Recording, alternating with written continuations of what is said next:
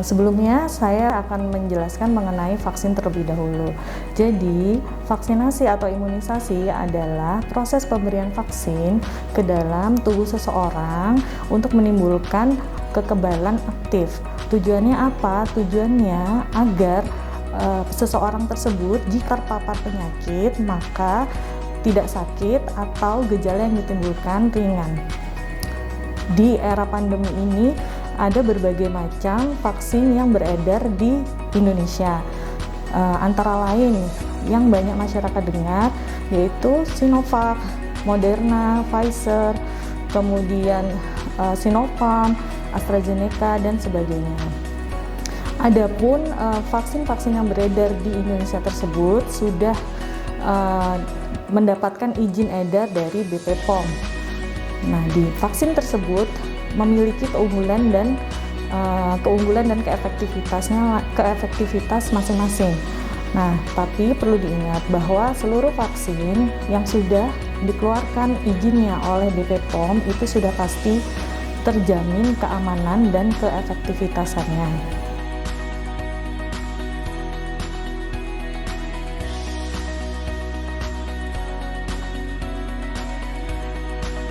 Untuk syarat vaksinasi COVID terutama ya yang saat ini dilaksanakan di pemerintah Kota Bontang itu yang pertama dia harus memastikan dulu vaksinasi yang akan diberikan itu apa.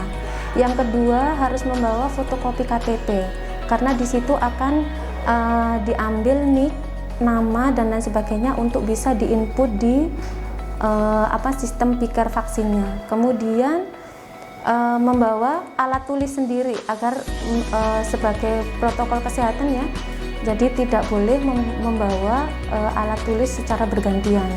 Kemudian tetap protokol kesehatan dan tetap membawa masker, memakai masker. Dan saat ini itu yang menjadi syarat untuk mendapatkan vaksinasi di tempat lokus vaksinasi.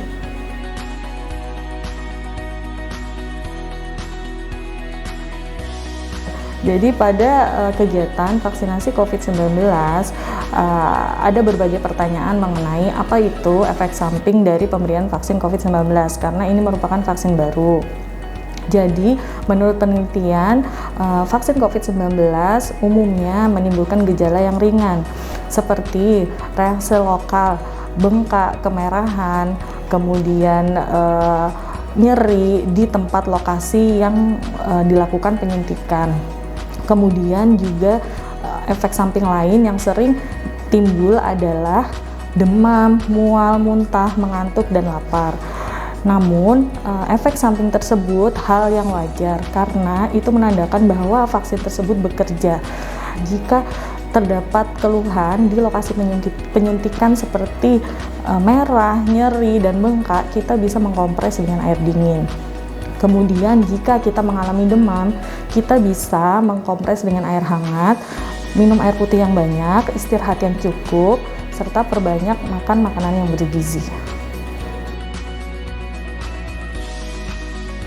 Di masyarakat masih banyak sekali ya yang mungkin lansia ataupun masyarakat umum itu yang mempunyai komorbid atau mempunyai penyakit tertentu sehingga mereka tuh takut vaksin.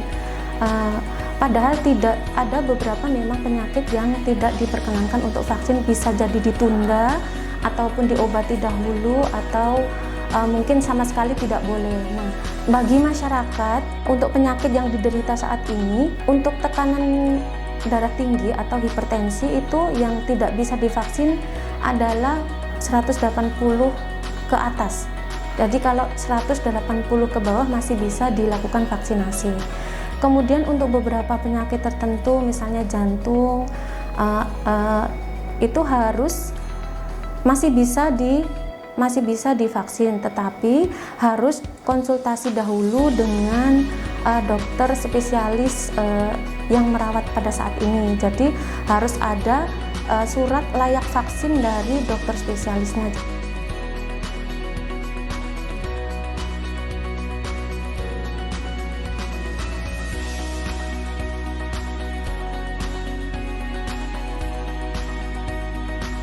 Ayo lindungi diri dan keluarga dengan vaksinasi COVID-19. Bagi masyarakat yang belum mendapatkan vaksin, silakan mendatangi sentra-sentra vaksin yang telah disediakan dan dijadwalkan oleh pemerintah Kota Bontang. Tetap gunakan masker, jaga jarak, dan cuci tangan dengan sabun.